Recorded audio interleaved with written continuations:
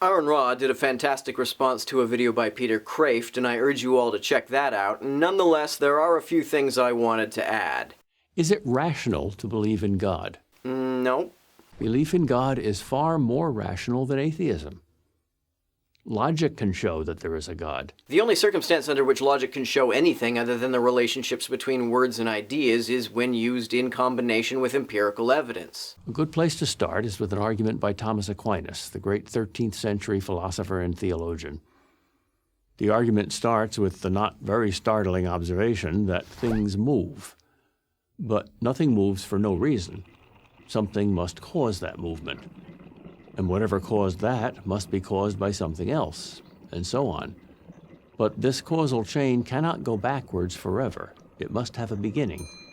There must be an unmoved mover to begin all the motion in the universe. Wait a minute, didn't he just say this? But nothing moves for no reason. So nothing moves for no reason except for this one apparently magical thing that can totally move for no reason. Kraft kind of oversimplifies Aquinas' argument here. Aquinas said that things which go from potentially moving to actually moving must be set in motion by something that is in an eternal state of actuality, and that is God. However, if that is God, why is it that God has only been actualizing his eternal movement powers for the past 13.7 billion years rather than eternally? Kraft also said this. But this causal chain cannot go backwards forever. Why not? There's no logical problem with the idea of a sequence with no first term.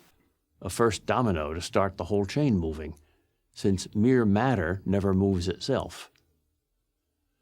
A modern objection to this argument is that some movements in quantum mechanics, radioactive decay for example, have no discernible cause. But hang on a second. Just because scientists don't see a cause doesn't mean there isn't one. It just means science hasn't found it yet. I agree that the fact that we don't see a cause doesn't mean that there isn't one, but we can't assume that there is one either. Maybe there's some unseen cause, maybe there isn't. But we simply cannot say that mere matter never moves itself, especially when there are cases when it certainly looks like it does. And what does mere matter even mean? When Kraft says mere matter, he seems to simply mean non-magical matter.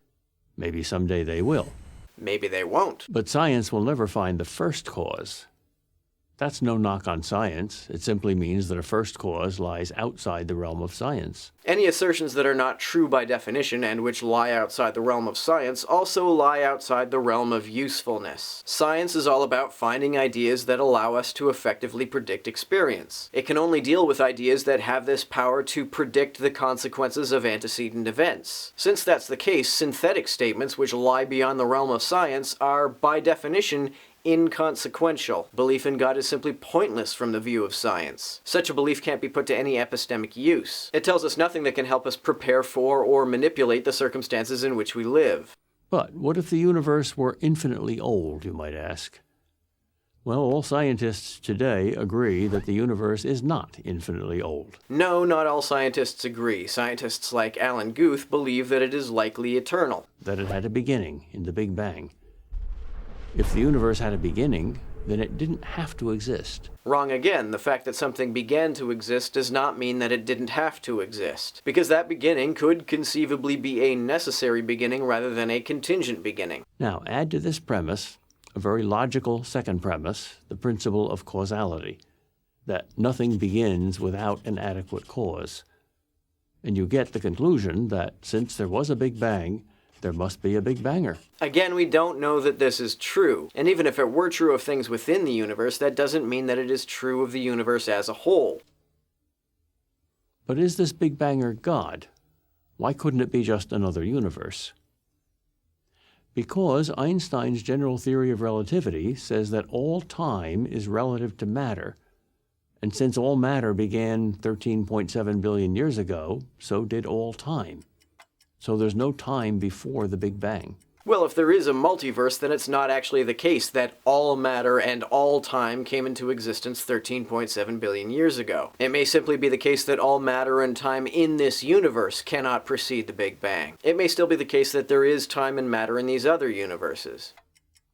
And even if there is time before the Big Bang, even if there is a multiverse, that is, many universes, with many big bangs, as string theory says is mathematically possible.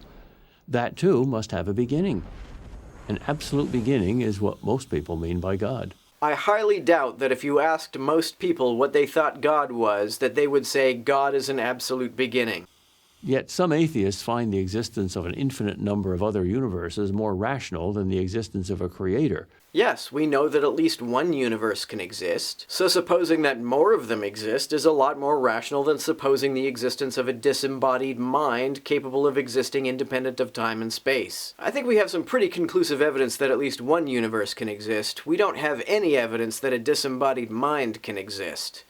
Never mind that there is no empirical evidence at all that any of these unknown universes exists. There is at least as much evidence for the existence of the multiverse as there is for the existence of God.